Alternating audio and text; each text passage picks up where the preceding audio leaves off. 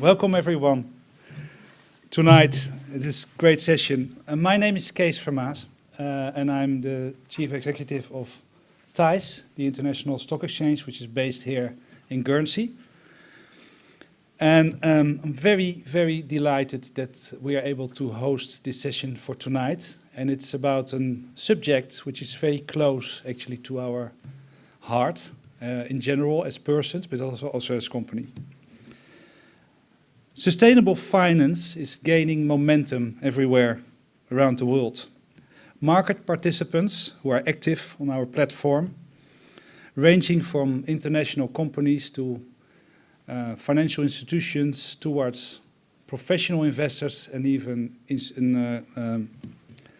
individual investors, are more and more realizing how important it is to finance into the ecosystem, which is resulting in a sustainable and a better world for tomorrow, for our kids and for the next, hopefully, 1,000 years of our beautiful earth.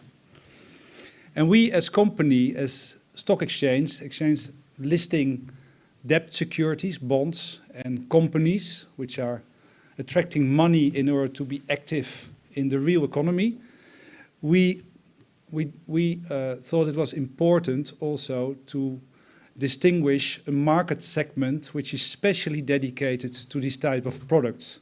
So we try to attract market participants, and you talk about easily hundreds of millions or even billions, which are actually allocated to initiatives or companies which are helping in order to create that more sustainable world.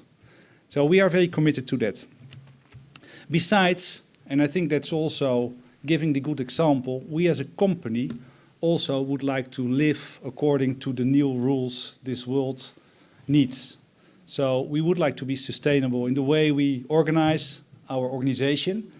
We use our office space. Obviously, I don't have to say anything about waste management, because I haven't seen something that advanced like here in Guernsey before, to be honest. You understand that I'm not from here, and I'm so happy to be here, by the way. So that's fantastic that we are able as a company to support and to sponsor an evening like this. So what's the format for tonight? The format of the evening will be Tom Rivett-Carnac in conversation with Deputy Sasha Kazatseva-Miller for approximately 40-45 minutes. That will be followed by the chance for you as audience, but also online, as I understood, to pose or to ask questions. After the event, there will be obviously the opportunity to purchase Tom's book, which has this beautiful green color, well chosen, and then we will finalize the evening. For now, I would like to mention some housekeeping rules. As you probably have seen and noticed, it will be filmed tonight. I also understood that it's be recorded, so maybe we can watch it back at a later moment. And there is a photographer in the room. Last but not least, I would like to ask you to mute your phones if you didn't do so already, or to put it off, obviously. Then rest me to provide the floor to Deputy Kazatseva-Miller, or Sasha, actually, it's easier. Have a nice evening. Thank you.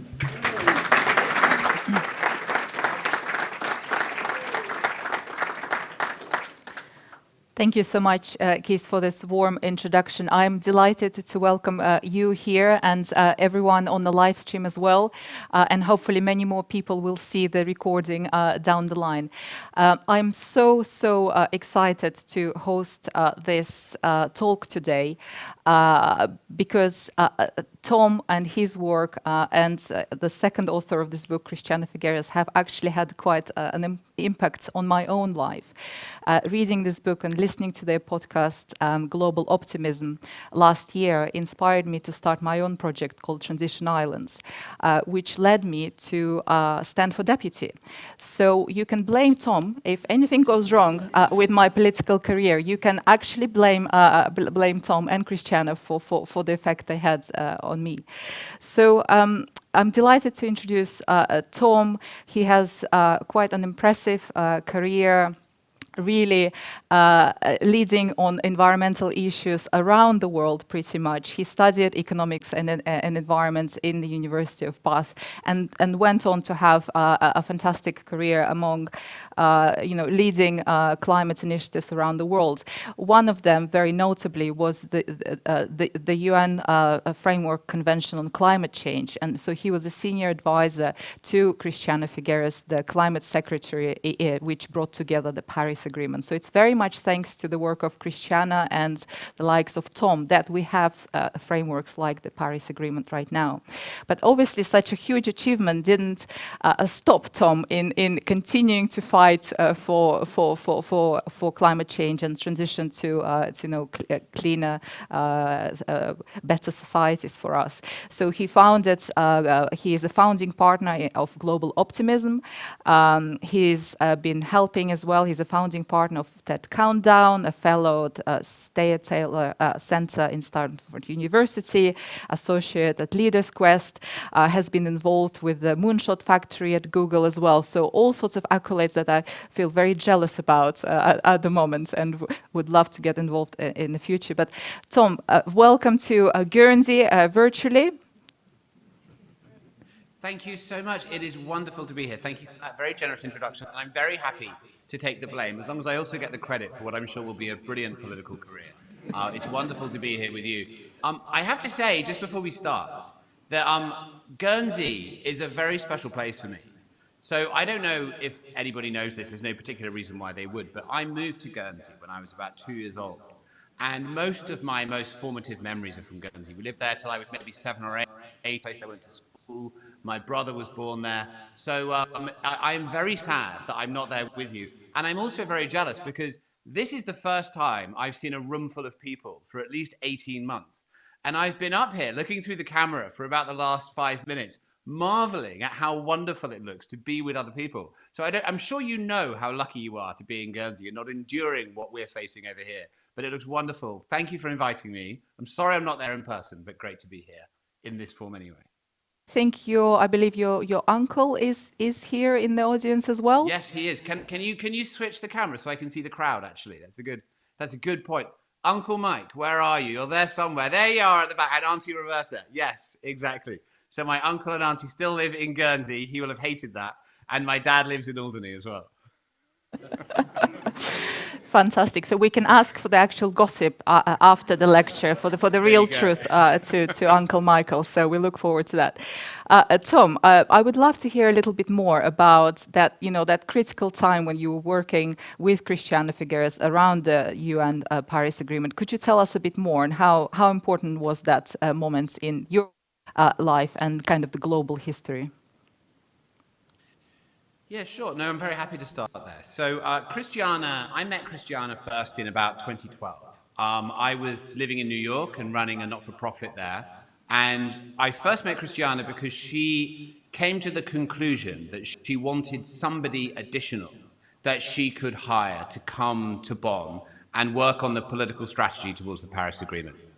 Can I just ask whoever's doing the AV, I've got a lot of echo. Maybe you could just mute it from that end while I'm speaking. I'm sure you can manage that. Thank you so much. Yes, so she invited me to come to Bonn and to join her team of 1,000 diplomats that were there. And what was so fascinating and wonderful for me about that opportunity was my role was to lead on political strategy. So there's a lot of brilliant people who work inside the UN, and they manage these incredibly complicated processes through multiple different stakeholders, very, very difficult, very stressful job. But the role that she wanted me to play was basically as a campaign manager, to think about if the campaign was the planet and our desire was to achieve an outcome in the Paris Agreement, what pieces did we have to move that we had control over in order to keep the process on track? Now, the Paris Agreement is completely different to any other international agreement that's ever been signed. Normally, these agreements are reached with a collective agreement at the international level to do something specific. And then countries go back to their national legislatures and they try to put it into law in each of their individual countries. With climate change, it had been almost impossible to achieve that. There have been many, many years of an attempt to deal with climate change in that way. And even when an agreement was reached, such as in the Kyoto Protocol in 1997, many countries would then go home and they couldn't make the laws that were associated with it. So it was kind of a mess. So a few years before Paris, we came up with the idea that we would flip the agreement and we would do it in the following way. We would have a long-term goal to solve the problem that would be internationally legally binding to get to zero emissions by the middle of the century. But then in order to get there, every country would come forward with a commitment that was nationally determined, that was in their own national self-interest, and would be for a limited period. So the way we did it was a 5-year period, and after 5 years, every country would come back to the table and make another 5-year period. A bit like saying, I'm going to lose 2 stone in a year and then set myself a monthly goal on that route, right? And what was amazing about that was we actually ended up with this, we were able to build, because we shifted away from that model of this is something scarce and frightening that everybody has to share responsibility to agree, to a shared endeavor that was based on national self-interest. And because it was based on national self-interest, you know, a forest country in Africa could come and they could say, well, my commitment is I'm not going to cut my forest down. Or a coal country could come and say, I'm not going to coal to such a degree. It could be determined based on what they felt they were able to do in their economic interest. And that enabled us to build this wave of momentum towards the agreement. Now, my role was to get every country to come with a commitment and to find out how they could be brokered once we got to Paris into something meaningful. So I spent a lot of time on how do you deal with Russia and how do you get the Kremlin to take this issue seriously and how do you work with all these other countries? And I built a network of influential people that could actually exert pressure and encouragement on all of these world leaders around the world to encourage them to come with these commitments. And that built, and I managed that for 2-3 years to try to get us towards this outcome. And in the end, of course, it was gavelled through and we got the Paris. It felt like this moment of global togetherness. Now, that's not the end of the story, but that wasn't your question, and maybe we'll come to that later. Wonderful. So we've just seen, a quick run through political kamikaze of how to bring, China, Russia, and 190 other countries together single-handedly to sign a global agreement that was deemed impossible. Tom to come and sort out Guernsey politicians a bit more. I think he will have more trouble dealing with 38 of us, but I still have hope. So there we go. So Tom and Christiana sorted the Paris climate agreements. They left their posts, right, because that was kind of the natural cycle in your career. And so you went on to found the Global Optimism project, right? So was a book always on the books when you founded the project? Well, so after we left the UN, and I have to clarify what you said, the Paris Agreement, the good thing about the Paris Agreement is that literally tens of thousands of people all legitimately feel that they did it. That's the success of it, is that everybody feels they had a claim to their bit. If it was felt like somebody had imposed it on them, it would have collapsed very quickly. But anyway, I know you were joking. So with Global Optimism, we started that. We left the UN. Christiana ran for the UN Secretary General. I ran her campaign, which is a very peculiar experience, trying to get somebody to be Secretary General. But Antonio Guterres won, which is fantastic. And we thought, well, what do we want to do now? And so we started Global Optimism, that is by definition a small organization. And we wanted to do a few things. The first was to use our voices in the world to try to encourage the world to realize the scale of the unfolding emergency that we're in and what we could do to deal with it. We first started a podcast called Outrage and Optimism that you referenced that we still do every week. And we didn't really think about a book in those early days. That came later because what we realized we got to 2020 was the importance of that moment was kind of not really widely understood. And I'm sure we'll get into this, but it sounds like an exaggeration to say that the 2020s are the most consequential decade in history, but it's really not. Either we will reduce our emissions by fully 50% by the end of the decade, and we're already 2 years in nearly, or we will have lost control of the climatic system and all of the impacts that that will then lead to for ourselves, for ecosystems, for people to come. So that fact, there's a lot of nuance and emotionality in that and how that gets communicated.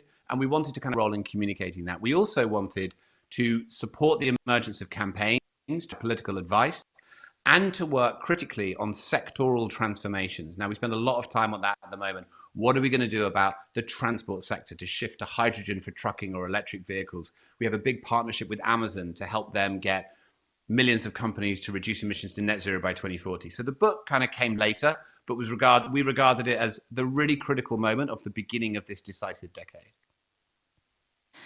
And you start the book with two powerful stories of what our world could look like in 2050 if we do choose to do something about it, or if we don't. And so it's very gripping. Straight away, you can imagine very kind of different scenarios. And in fact, you always say, we have two choices for our future, which is still unwritten.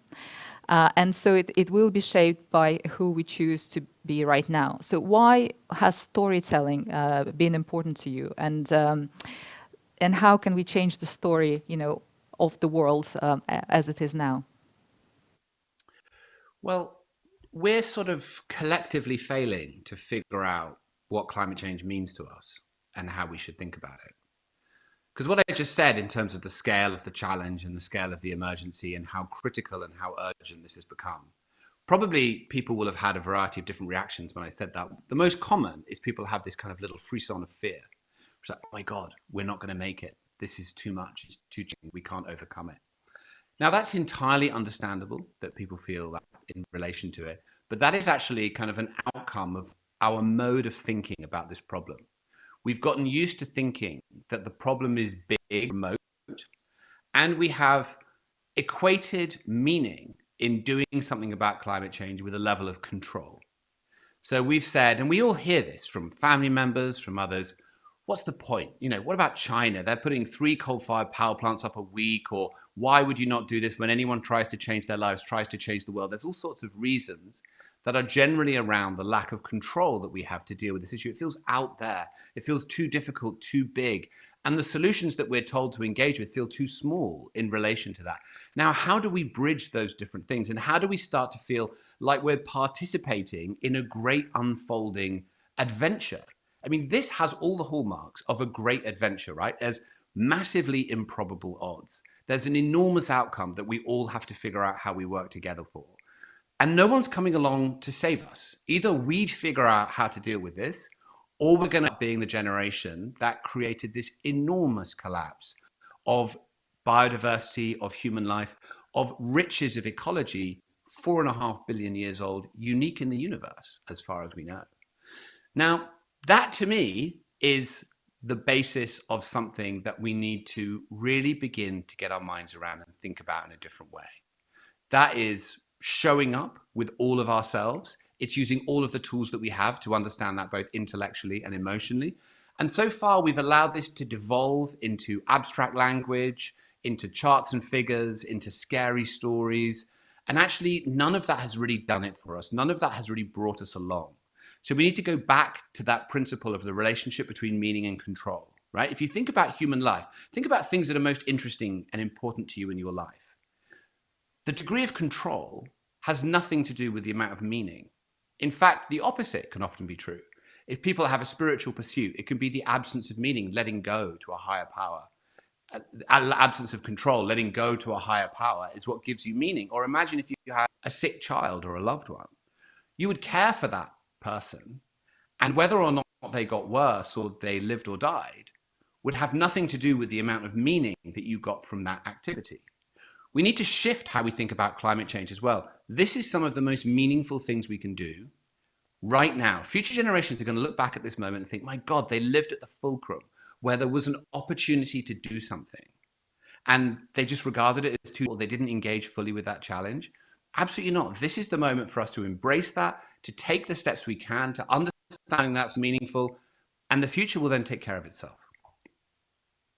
Perhaps a good point to ask the audience, perhaps just think for a moment, what is your relationship with the issue of climate change? I think Tom mentions that a spectrum of where we can be in relation to climate change, from denial. I would probably assume there's very few people here who would come to a lecture like this who in denial, to the other extreme where it's you fully understand the problem, but you are in grief. and you're or in extreme anger, and then everywhere in between. So I just wanted perhaps to ask the audience quickly, please raise your hand if you are in denial. Can I, before you do that, can I add Yeah. a category, please? Would you mind? Okay, sorry. So have I missed a category? Yeah. No, so it's totally fine. So I totally hear what you're saying there. But I think there's a missing category that you didn't mention. You can be in grief. That's understandable. You understand the reality of the situation. You can be in denial. You can be somewhere in between.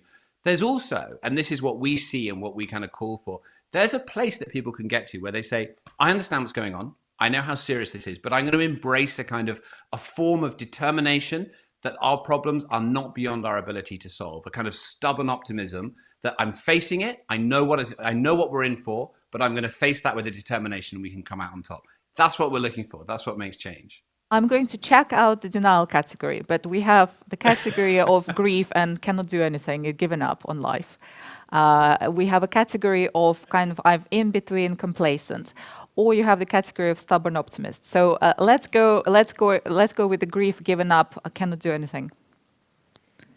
Oh, Tom, I think you might have I think you might have a room full of optimists here. How about complacency? Who feels they're perhaps not doing enough, not sure what to do? Complacency? You can be really truth. No one is recording. Don't worry. Yeah, we have a few hands up. How about that category Tom mentioned about stubborn optimists? Oh, a few more hands up. Okay, then you must listen to Tom's podcast called Global Optimism, and it's all about stubborn optimists. So please do listen to that podcast. So Tom, I think there's positive news. We have majority stubborn optimists. So I think that there's definitely hope. So I think a lot of that book, and this is what to me this book and your work with Global Optimism is about, is inspiring action, right? Really taking that responsibility, shifting our mindsets. And so you talk about 3 mindsets in your book, but specifically about stubborn optimism, which can sound a bit counterintuitive. Could you tell us more about this this mindset and why it's important? Sure. No, that was lovely. Thank you with the audience. It's really nice to see an audience apart from anything else again, and a group of people sitting together. So the concept of stubborn optimism that Christiana and I came up with while we were at the UN, and then we've written about in the book, was sort of based on an experience that we went through in the creation of the Paris Agreement. And when you're trying to deliver an outcome in a system over which you don't have control, how do you do that, right? You can't make the pieces do something. If you're at the UN, you can't make Russia do anything or make someone else do it. And the way that you do it is you change the attitude that people bring, how they show up. And if they show up in a different way, that leads to a different outcome. So what we focused on quite early on, and Christiana is a genius at this, is we realized that actually demanding that this was possible, insisting that people showed up with courage and determination and a commitment that we were actually not going to drop the ball on our watch, led to a change of tone. And these very gritty, knotty, resentful, negotiations ended up opening up as people started to work towards something that had a bit of hope and had a bit of determination. And in the end, that crashed over us and delivered the outcome better than we could have tried to get down in the weeds and address all those different issues. Now, what do you learn from that? You learn that this stubborn optimism is not the result of success. It's the cause of it. And actually, if you want to address a big, seemingly intractable problem, it can often be the worst thing to focus on all of the bad news and how challenging it's going to be and how awful it is.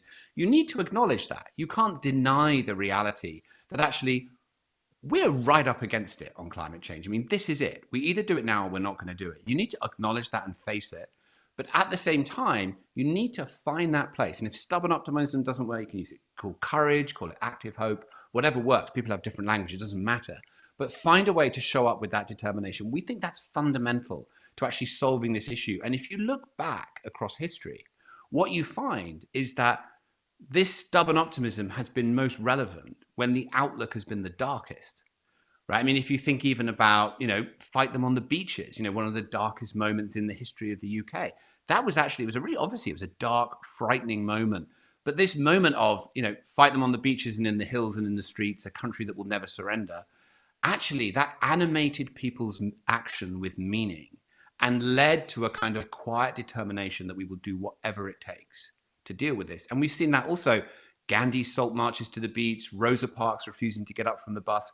That comes first, and the positive outcome comes later. So this has been a big part of our work, is to try to get people to realize that we're only going to solve this big, complicated, thorny, difficult challenge if we face it with a bit of energy, a bit of determination, a bit of courage, and a bit of optimism, because actually we can create, in a way, a much better world than we have at the moment. We still have that possibility. So this is really the most exciting time to be alive.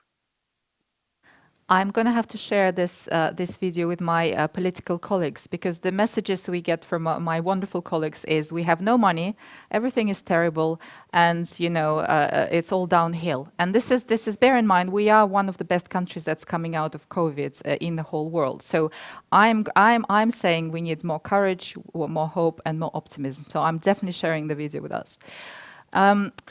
Of course, it's very positive to talk about optimism, but I think we also need to recognize that we cannot just reverse climate change, that actually, we cannot bring back the extinct species. We cannot stop the melting of glaciers and so on. We are reaching some of those tipping points and thresholds which actually we cannot overcome. So I think there has to be an element of realism that we have probably lost some of what we have been born into. But I think what's important is to realize that we can still create a better future for all of us, to have that better quality of life. Could you perhaps bring it home a bit more to us, Tom?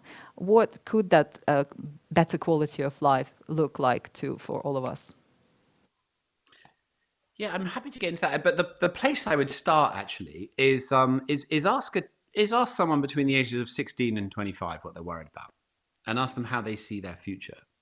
And that really brings it home, because you realize that actually it's not universal, and but I spend a lot of time doing that, and people are really anxious. They're really afraid of what their futures are going to be like. They're afraid of, will they be able to live the kind of lives that they always imagined they would? Will they be able to have families and live in the way that they wanted to? What will it be like watching the impacts of climate change ravage other parts of the world? And as painful as that has been for us, even watching the terrible things that are happening right now in India. I mean, if you're paying attention, that's really painful to imagine that happening right now, that awful unfolding. That will be on a much more significant scale if we see the kinds of weather events, the kinds of natural climatic events, the kinds of disease events that are predicted to happen in climate change within my lifetime, right? And certainly within my children's lifetime. So the first thing I'd say about the future is you've got to be able to look to the future and get a sense of a kind of an unfolding future that you want to participate in.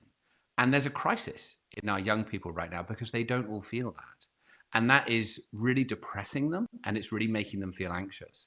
So it's important that we talk about clean air, that we talk about regrowing the forest, that we talk about a future where, right now, 7 million people die every year from air pollution around the world. 1 in 5 people globally die prematurely because of air pollution from burning fossil fuels.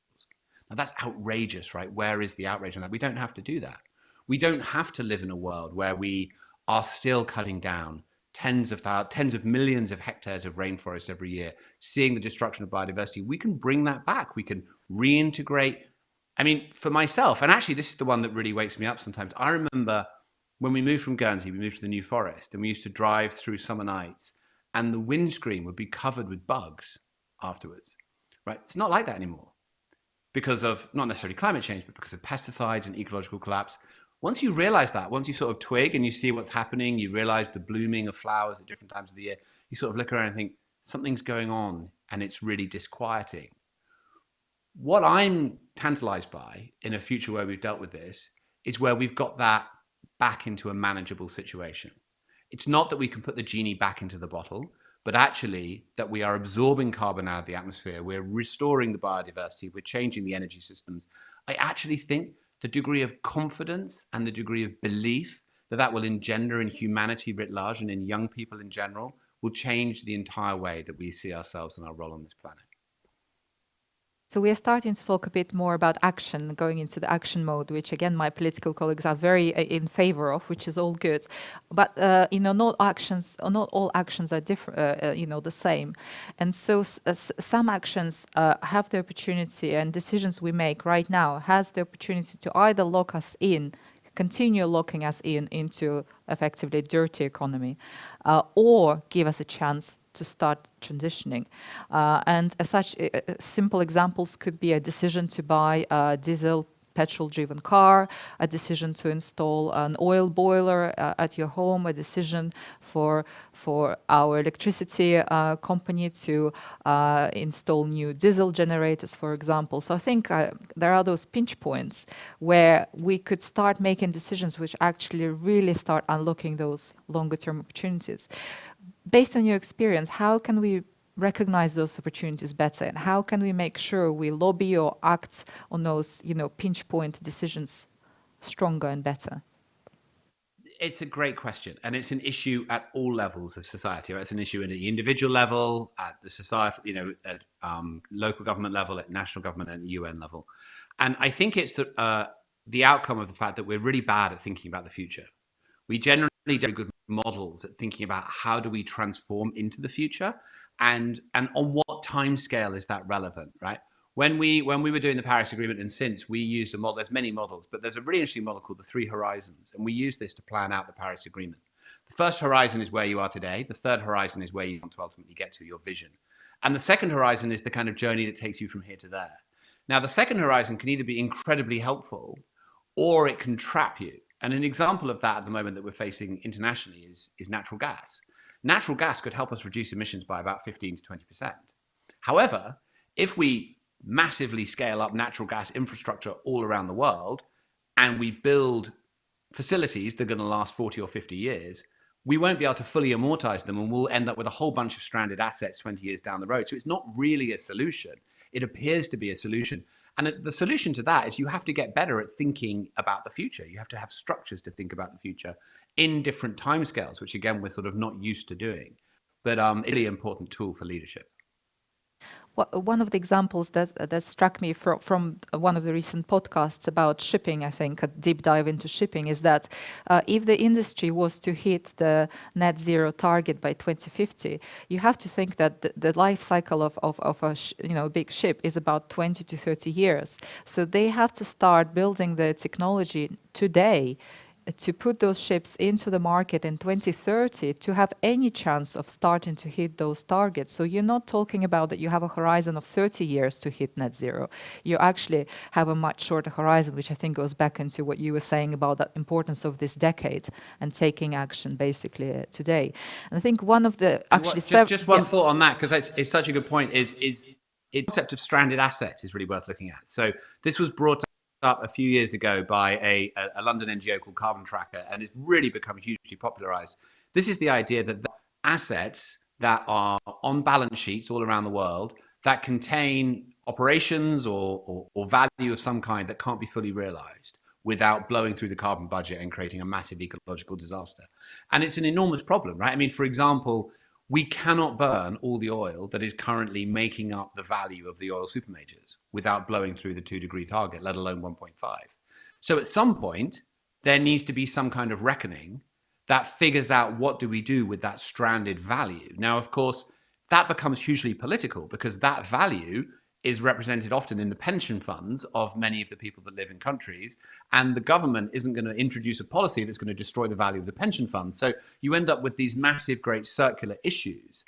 I mean, I have always been a favor, to be perfectly honest with you, of a kind of reparations model. I'm very non-ideological about what it takes to get us there. I think we need to find the tools that work, because otherwise people will fight for their own self-interest, as they should, and as is understandable, but that will lead to a massive tragedy for everybody. And I think the importance of stranded assets is extremely important to a jurisdiction like Guernsey, which is a financial services jurisdiction and has so many hundreds of billions under management. So I think that's an issue that will become increasingly important for many people, in the finance industry. And so several chapters of the book talk about the importance of becoming an active citizen, seeing yourself not as a consumer and someone else's responsibility to do something, but really engaging more in politics. Why do you think that's important? And do you feel that perhaps that over the last few decades that has been lost or decreased? And do you feel that political engagement is on the rise again? Well, I think it's on the rise now. I mean, I think what's interesting is on climate change in particular, and going back to young people, I mean, we have real anger on the streets now. People are really realizing what's happening. And imagine being an 18-year-old that suddenly realizes what they're facing as a result of climate change and how long we've known about it. And that has, and we haven't done anything like deal with it. That emergence of anger is very tangible and is very real and is going to keep building. I really think, and it's both it's an enormous source of energy to drive change, because it represents that thing which always drives change, right? It is when the group that is most persecuted rises up to protest against their own injustice, change happens, right? I mean, think about the suffragettes was women claiming right to be given full participants in democracies. And it was the civil rights movement. It was African Americans and people of color that said, we will no longer stand for this. Or the end of colonialism was always the indigenous population who said, we have to do it. That's true of the young people as well. They're the victims of this, and they're standing up to defend themselves from it. Now, it's true that until that point, we've entered a period of shocking apathy in the West, and we take democracy for granted. We've always lived in it. I mean, was born in 1977, and really I've had an amazing run of things in many ways. And that does breed a certain lack of appreciation for just how special it is to live at this time in these democracies that are representative and that we can participate in. And also, as consumerism has risen and swept around the world, and the capitalistic system that we've become so used to has defined us more as consumers of products and services rather than active participants in a society. And what we talk about in the book is that we have to find some way to retake. That's great. It's been fine as far as it's gone, but there's a real danger now that begins to drift off course with disastrous consequences for all of us. So that's on all of us to find the courage and the determination to wake up and become active citizens, to keep a hand on that tiller before it drifts too far. Another action theme you mentioned in the book is gender equality, which is something I personally feel very passionate about and try to advocate for on many levels. But it may be, again, counterintuitive. How do you link gender equality to climate change? Could you perhaps help us build the narrative around the connection? Yeah, so there's a really good book that I would recommend you have a look at called Project Drawdown, which is where our research came from. And Project Drawdown is about 4 years old now, and it ranked the most effective ways for us to deal with climate change, from offshore wind and geothermal, etc. But the number one thing was education of women. Because what it demonstrated is once female education raised to a certain level, then actually what you do end up with is a whole bunch of other changes in society that are systemic, around family size, around financial decision making, around governance of institutions at a local level. So that's one part of it, is actually education of women all around the world totally changes how this manifests in society. The other thing that we're seeing now as well as we're going through this change is consistently companies, cities, countries that are led by women do better, both financially and also much better dealing with the climate crisis, particularly female legislators, as we've seen, tend to vote on climate action, tend to vote on long-term policies much more effectively. So when women lead, good things happen across the board, and that absolutely includes climate change. Some of the other key actions include moving beyond fossil fuels, reforesting the earth, investing in a clean economy, using technology responsibly. Which of those areas do you feel are really gathering momentum and really starting to have kind of a life of their own? Are there any ones you can single out, or do you feel that they are all kind of moving in a positive direction? Yes, I think in terms of the overall evolution of the economy towards where we sort of need it to be. This sounds like a broad statement, right? But in terms of the generation of electricity, there remain systemic barriers because of incumbency, but in terms of the technology, we're done.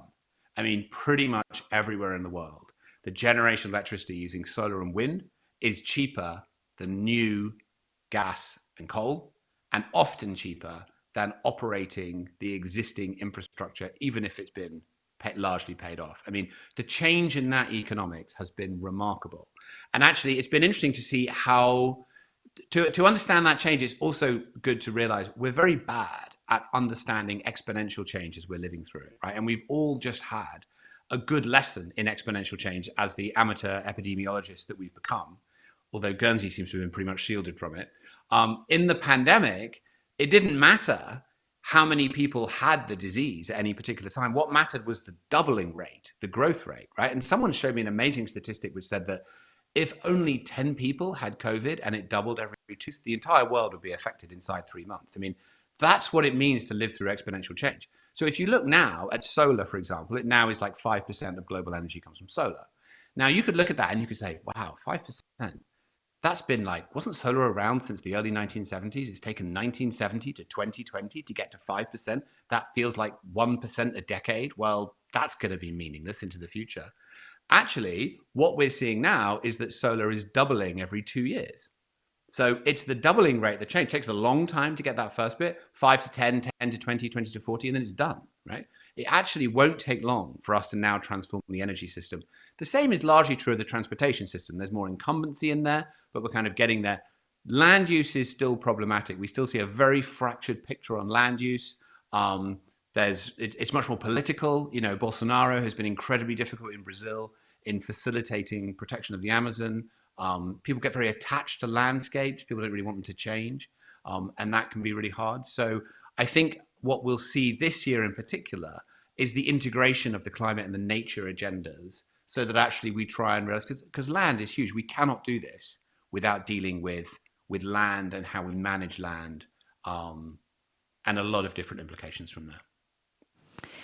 I want to talk a bit more about Guernsey, and we mentioned that it's obviously a financial services center, but one of the recent actions that the finance sector have been doing, led by Guernsey Finance, is pioneer this green fund, kite and market segment, which is really gathering momentum, and I think there's lots of hope and support for that in the industry. And I think throughout your podcast and also I think the book, you mentioned about the importance of funding, of the money has to follow the transition. And there are all sorts of examples with the Asset Alliance and so on. So, and I think just one of your recent podcasts is literally just exactly about the funding piece. Are we making progress? What can Guernsey do? What would you like places like Guernsey do more of? Well, that's been the big story of the last couple of years is the degree to which finance has changed. That's always been the lagging issue. There's always been sort of lip service to the issue and people have felt like the financing would evolve. But the last few years, it has just been remarkable. And you're right, that episode we just did of Outraged Optimism with Mark Carney and Kristalina Georgieva, the head of the IMF, was really interesting in kind of delving in to the mechanics of that and how it's changing. A couple of years ago, we worked with the CEO of Allianz to start something that became known as the Net Zero Asset Owners Alliance. And this, I think, is one of the best examples of how this has changed. Asset owners, of course, pension funds, sovereign wealth funds, insurance companies who actually make the decisions on who they're going to engage to manage their money for them. I am sure people whom money managers and fund managers in Guernsey pay a great deal of attention to. And Oliver Bete, the CEO of Allianz, had an idea to actually work collectively with asset owners and transition their entire portfolios to net zero over the coming decades. So the commitment was made to be net zero by 2050 with some really rigorous timescales between now and then, including halving emissions at the end of this decade, as we talked about at the beginning. That consortium now represents $3.2 trillion in assets under management, with most of the large pension funds, insurance agencies, insurance companies from across Europe. There are now a large number of state-based pension funds in the US that are now coming aboard. Those in the room who work in finance will know how significant that is. And the really interesting conversation this year is with the very large sovereign wealth funds. And there's a lot of outreach from the UK government as a result of COP26. and Oliver Berthet and friends are sort of reaching out and encouraging them to step forward. There's a lot of positive signs. Once they start putting their requests for proposals to fund managers, they start saying to fund managers, if you're going to manage our money, then we want you to demonstrate to us that you are managing it in line with 50% reduction by 2030 and net zero by 2050. The change is overnight, right? It's already happening from those members of the Asset Owners Alliance. And you will not be surprised if you watch this space in the course of the next 6 months, there will be an enormous uptake in those players. Now, this is only going in one direction. So I think that Guernsey, with the leadership that has already been shown, has an enormous opportunity to really carve out a role as leading in this space, both for the reasons we've talked about in terms of the future of humanity, but also in terms of the future of the financial services sector in Guernsey. I mean, that would be an amazing opportunity to really play that role. That would provide significant confidence going forward from an economic perspective. The other thing it would do, and this probably will be relevant for politicians and decision makers, is we work a lot with cities. And what we see is when a city introduces a very robust climate change policy, says we're going to be a leader, we're going to do adaptation, what happens is they become a beacon for young people to move there. It becomes very interesting in terms of the degree of attractiveness that provides to young people who want to set up a family and live their lives. People are thinking about this stuff all the time, even companies. We had the CEO of Shell on our podcast a couple of months ago. And the most interesting thing I thought that he said was that the reason Shell made their commitment to be net zero by 2050 was because they couldn't recruit. Nobody wanted to go and work for an oil company that looked like it was part of the past. It wasn't doing what it needed to do. The day after they made that commitment, they had their highest number of applicants ever to come and work at Shell. In terms of Guernsey, the driver for doing this would both be to develop a name and a reputation for getting ahead of this curve, which is still possible with fast action, both from my perspective, and also to really fly the flag as a place that young people want to come and live and work and spend their lives for all the great reasons that Guernsey is, but also because of the leadership on climate change.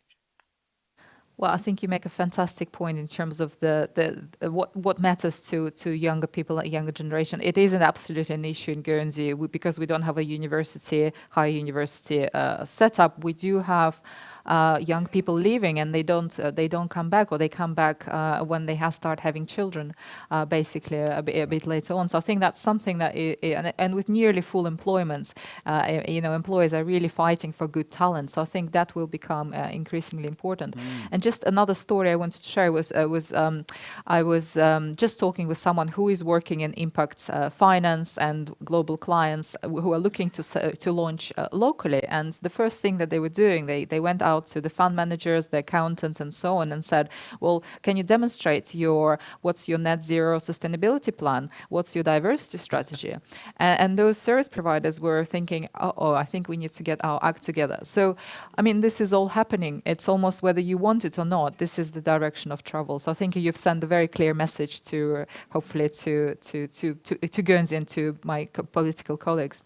I think as we're rounding up a little bit, I wanted to perhaps talk about your experience of actually writing this book with Christiana.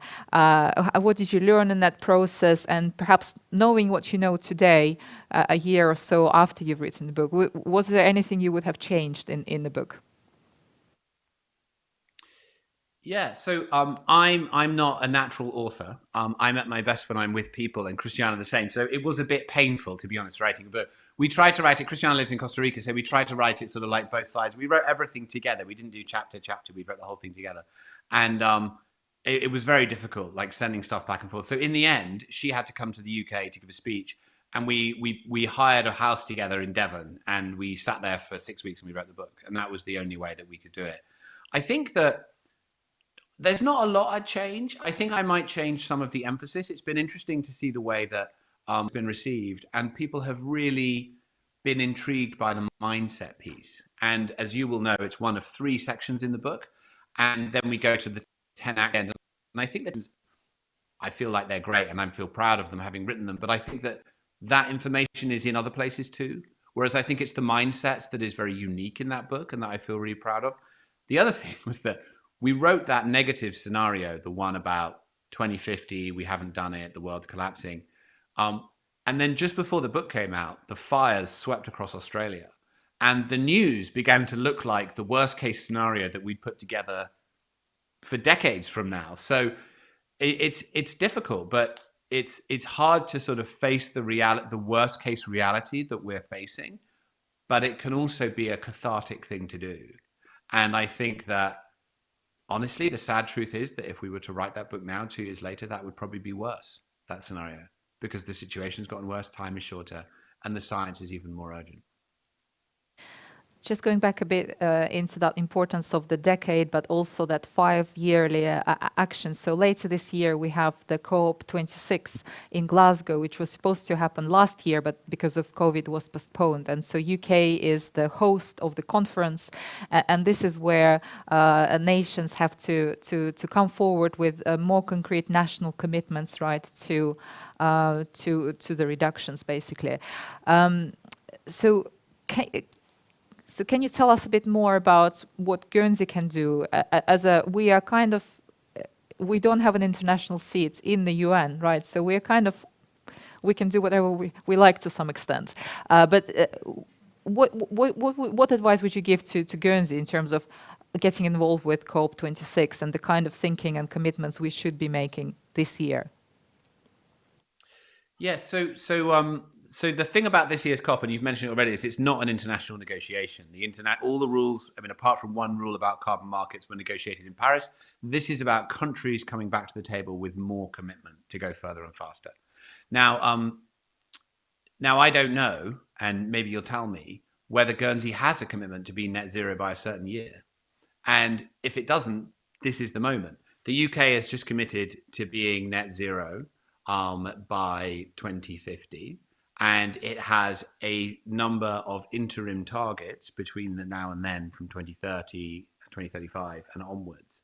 I think it would be a really interesting statement of intent to look at that and actually to better it, because I'm sure that's possible. That's one idea. The other thing is that there is an alliance that is extremely powerful in the UN, which is called the Alliance of Small Island States.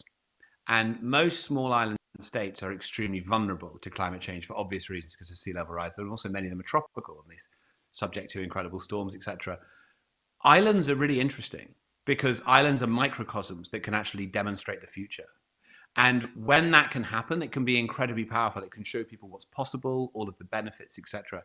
So I would think about what are the unique benefits and opportunities of being an island that you can consider in terms of transitioning infrastructure and really go after them. And I would also encourage you to reach out to other islands. You know, there's a lot of islands out there that are really struggling with this.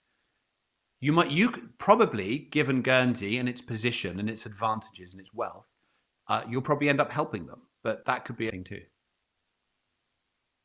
So Tom, what's next in terms of global optimism and your plans, and how can we really follow? How can we follow you? What's the best way to continue following your work? Well, I'm definitely going to come to Guernsey as soon as I can. So that would be very nice. So we have a podcast every week, Outrage and Optimism. We have a lot of fun. We just did a 100th episode. We've had John Kerry and Prince William and people like that on recently. So thrilled to have you as listeners to the podcast. It's going to be such an important year. I think that the truth is that there's now such an amazing network of people pushing for change all around the world in their communities, in their roles. I mean, we talk about this in the book. We say, you've got to do 3 things. You've got to work out how you're going to show up. You've got to show up with a stubborn and determined optimism, a commitment that we can do this. You've got to focus on your own footprint, where that can be significant in and of itself. It'll also make you feel not like this is out there and some challenging, difficult problem, but something that you're actively participating in. Humans tend to overestimate what we can do in a year and underestimate what we can do in 10 years. Think about it as a 10-year plan. Reduce your footprint in half in 10 years. Actually, with a bit of planning and thought, that's enough time. Probably you'll change a boiler, a car, whatever else. With a bit of time and investment and planning, that's plenty of time to reduce your emissions in half. And then you're doing your bit. You're doing what's needed. And the third thing, which is critical for everybody, is to think about how we engage with power.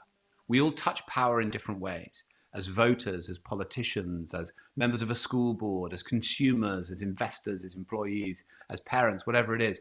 All the ways in which we touch power think about the way that you can use that power to move the system that you're part of towards an outcome that we want while we can. This is it. This is the decade. Either we do it this decade or we're not going to do it. The climatic system is such that once you trigger natural feedback loops, once the ice melts to a certain point, the white is no longer reflecting light back into the space. The dark ocean absorbs more heat. There's nothing we can do about that. Once you tip the Arctic tundra, methane starts being released. You can't put that back in. Once the Amazon starts releasing more carbon than it's absorbing, as there's some indication it's doing now, there's nothing you can do. Those tipping points are coming. We've already passed the point where we can no longer save the coral reefs. That's just a reality we have to face. It's really hard, but we have to face that reality. Either the rest of our lives are going to be characterized by tipping point after tipping point after this. We lose these incredible ecosystems and it becomes more and more clear what we're facing. Or we do it this decade. So let's make it count. Thank you, Tom. I'm going to open now to questions. I just wanted to remind that there will be a roaming mic here, but also if you're on the live stream, you can ask questions through the chat function, and wonderful volunteers of the festival will speak them out. So yeah, if we could open to the questions, that would be great.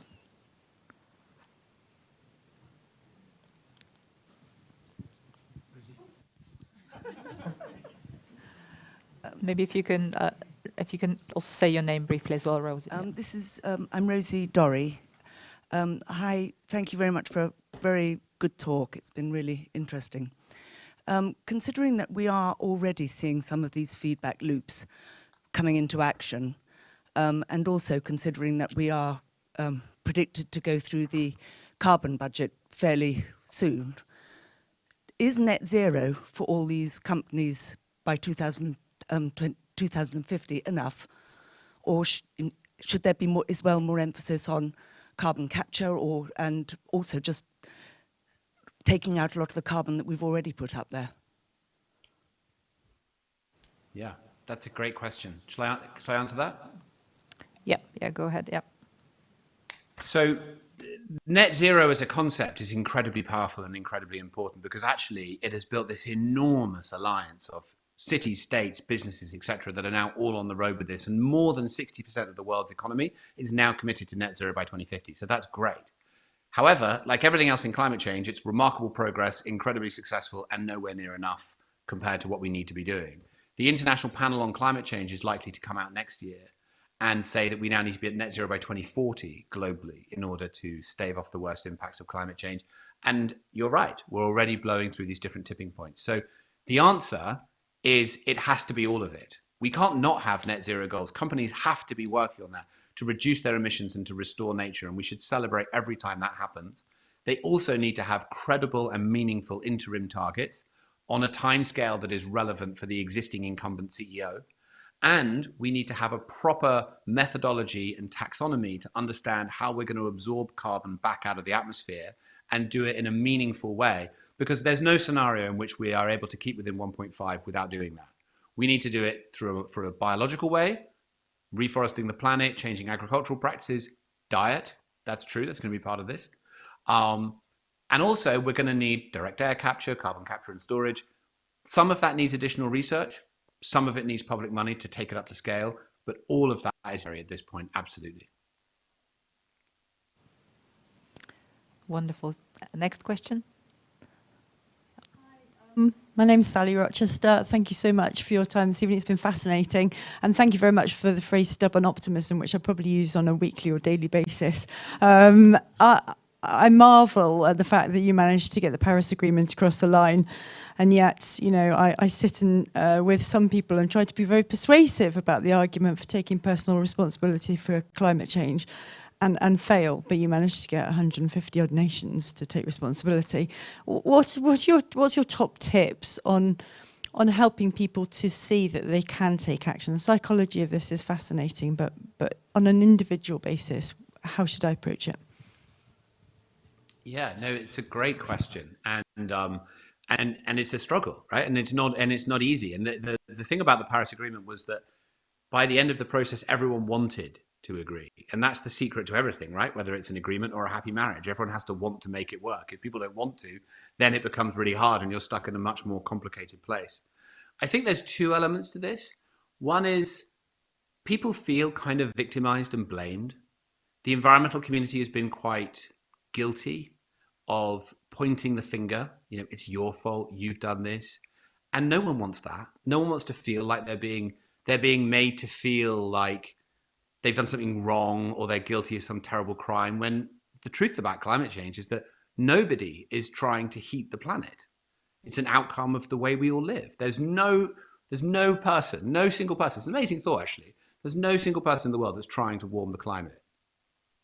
Quite amazing. So accepting that and realizing that you and those people are on the same side, trying to make sense of this confusing time, work out what we do about it, figure out what's enough, listening, and then aligning their self-interest. Actually, people do like to do something where they feel like they're having an impact, where they're doing something meaningful, where there's something collective going on. Find a way to make it more about a positive future, something that can be created together as an exciting outcome rather than a burden to be shared, and then it becomes self-sustaining. Yeah, so hi. First of all, kind of to echo previous comments, thank you so much. That was suitably terrifying and inspiring. So I think that's sort of what's needed. And I'll definitely be listening to your podcast from now on. So thank you. So you've actually just mentioned the word diet, which is what I was going to ask about anyway. So from my point of view, I do feel like diet and animal agriculture is something that's skirted around quite a lot in sort of environmental conversations. So kind of first of all, I'm wondering, why do you think it is something that isn't always talked about? We're always talking about transport, energy, etc., which is super important. Why is it we're not talking about food, diet, animal agriculture? And do you think that kind of conversation needs to change? Yeah, no, it's a great point. I think the reason is that people are afraid of a backlash that suggests that there is an attempt to control what people eat, which is a very emotional thing, right? You saw this in the US. Biden came out with his infrastructure plan, and immediately the Republicans claimed that he was trying to ban burgers, and none of that was mentioned at all. But they knew that it was a good line that would get headlines out there, you know. So actually, engaged in whatever way to try to slow down action. However, it's really important, and actually what's happening now, and I think is really hopeful, is the trend of natural dietary changes is running ahead of where it needs to be in terms of our dietary changes. So I don't see any scenario where there's going to be any legislation needed here. More than 1 in 4 women under the age of 25 is now vegetarian. The rise of plant-based diets is very significant all around the world, particularly in developed countries where we eat the most meat. And even in the US, right, it depends on how you look at the data. In the US, we are nowhere near half the country being vegetarian by 2030. But we are on track for half the meals in the US to be vegetarian by 2030. So there's a lot less meat being eaten, even by people that do eat meat. So I think that change of a realization of animal welfare and health, and also the fact that alternatives are getting better and better. I mean, I don't know if you've eaten a Beyond Burger or an Impossible Burger, but they're really good. So I think that we'll actually see that transition happen much more quickly in the coming decades. Please pressure either the Co-op or Waitrose or whoever else, please import those fantastic meat alternatives, because they're not always available yet in Guernsey. So, but I absolutely I have tried them and they are incredible. Do we have any questions from the live stream at all? No, not at this stage. I think there was a question from Deputy Golub. Oh, thank you very much. Oh, sorry. You mentioned the burgers, the rumour of the Republicans. I remember hearing Mr. Bill Gates, and he made the point that for people to eat less meat would be good. But, of course, that means he was a bit of a burger addict. He said you've got to cut down on the burgers. But my question is, in some ways, the biggest obstacle to optimism is no longer the business community or the academic community who are working really solidly. It's popular opinion. How well can you get green or greener ideas to the political community who are resisting the message, shall we say? To the political community? For example, in America, perhaps many Republicans want to be negative about environmentalism. How can you transform those attitudes? Because they exist in many other places, possibly even Guernsey. So, I mean, so you're absolutely right. And I mean, in the US, what's interesting is it has ended up being a legacy issue in many ways. I mean, how, if you were trying to explain to a child why a party that is concerned about conservation and conservatism doesn't want to conserve the livability of the planet, becomes a sort of absurdity, right? But it ends up being almost an accident of history. This issue came from the left, from Al Gore, with the idea of more regulation is how they see it. And I've spoken to senior Republicans in the House of Representatives who say, I understand the climate issue, but it can't be true because in that case, Al Gore was right all along. And it comes down to these human issues, right, that ends up stopping it. I think that, I mean, it's like anything else, right? People want to be treated as human beings. People don't want to be treated like they're stupid. And they want to be presented with an option that is not against their interests. So there has to be a way of engaging people in meaningful, rational, thoughtful conversation, listening to their concerns and understanding what people are worried about or what they don't want to see happen. And then building a bridge that makes it possible for them to also get what they want. I mean, honestly, in climate change, I miss sort of thoughtful polemic sometimes, thoughtful dialogue between different perspectives. I don't necessarily feel enamored of the policies of the left, right? But that's assumed of me because I care about climate change and those issues have been pieced together, right? Whereas actually, I would love to have a conversation with people on the left and the right about what are the right fiscal structures and government structures to deal with these complex problems. But we can't have that. It's just a question about, does science exist, left and right, right? Now, in the UK, we don't have that so much, but in many countries it does. That returning to science is such a complicated issue, right? And it's to do with misinformation in society. It's to do with ideology. It's to do with technology, etc. But that is the prize under which so much else of this falls. Because if we can agree on, if we can have a common basis for agreeing what a fact is, then we can have a thoughtful conversation about what a solution looks like. And in that, everyone's welcome, right? I mean, it doesn't really matter what persuasion people come from. There will be lots of different solutions, and that's what we need. But it's the conversation about, is it happening? Is it not happening? Is it too expensive? That honestly just gets really exhausting and isn't really worth having. Thank you. We had a question, gentleman there. My question really is, you've mentioned many topics, finance, consumption, political, but you haven't mentioned at all the number of people on the planet and birth control and numbers of human beings that are, all of us are creating energy and heat. And if we keep on expanding the numbers, then we will just keep on getting warmer and warmer. If we reduce the numbers, then we will have a cooler planet. But you've not mentioned it at all. And in many cases, when I hear people much like yourself talk about these things, it never comes up. I wonder why that is. Sure. No, it's a great point. There's two reasons why it doesn't come up.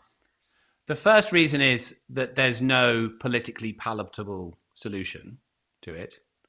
And the second reason is that it doesn't really work in the way that we think it will. So it seems like a good idea and a rational idea, right? There's more people, we're consuming more. If we had less, then less people, then we would have a more livable planet. And it has a very simple rationality to it. The truth is that 1% of the population of the world is responsible for 50% of the emissions, right? Probably all of us, if we're honest. And then if you take the next 10%, that's about the next 35% of emissions. So 11% of the population is responsible for somewhere in the region of 80 to 85% of the emissions. So yes, it's true, particularly if that 11% got less, then maybe the emissions would go down. But that is the result of people getting poorer, right? So that's also not the transformation that we're talking about. I mean, the fact that people live more affluent lives, they get to have meaningful lives, they get to travel, that's something we should applaud and we should celebrate. So, and actually it's something we want to give to more people on the planet. So I totally hear it, and I hear the frustration that some people have with environmentalists that they don't talk about population, but it's not an aversion because we're sort of avoiding it. it's because it's not actually a solution, even though it seems appealing. Tom, perhaps if there's a last burning question, no last burning question, one final burning question. Yeah. Thank you. I'd be keen to hear about your views on the state of our oceans, because we hear continuously about deforestation, but there's very little talk about the state of our oceans, the impact of the fishing industry. So I'd just be keen to have your views on those, please. Yeah, no, I'm very happy to, and thank you for asking the question. So the ocean agenda is absolutely vital, and it is rising up the level of political prominence, particularly elevated, God bless him, by David Attenborough with the Blue Planet series, right? And the understanding of plastic and other things. The ocean has really protected us from climate change thus far. Most of the additional heat that has been received by the planet as a result of the warming of the additional layer of greenhouse gases has been absorbed by the oceans. And we should be very grateful, case, because climate change would have gotten a lot worse a lot more quickly. However, the oceans themselves are now struggling and teetering on the brink of ecological collapse as a result of the fact they're absorbing a lot more some of the carbon dioxide from the atmosphere. That is acidifying the oceans, and that's changing the ecology. And there's also some signs that the ocean is now releasing some of that heat in certain places. So part of the agenda for 2021 is this 30 by 30 idea, that by 2030, 30% of the surface area of the planet would be set aside completely for wild nature. And that includes much larger areas of open ocean, but also 30% of territorial seas. This is a huge part of the overall transition, and we really can't do it without that. And blue carbon is also an interesting thing that's emerged. The ocean, of course, absorbs enormous amounts of carbon, far more than the forest. If you look at the way that the blooms of happen across the oceans, that they can absorb the carbon and then drop to the bottom of the ocean. It's essential that we understand those dynamics more and we encourage them, because that's regulating our system at least as much as the Amazon. It's a great question. So thank you very much for your questions. I wanted to finish with something from the book, which is, if you are complacent about climate change, or you are in pain or anger, this book is an invitation to take part in creating the future for our humanity. So this hopefully sobering but also inspiring talk. So please join me in thanking Tom for being here with us today. So thank you very much.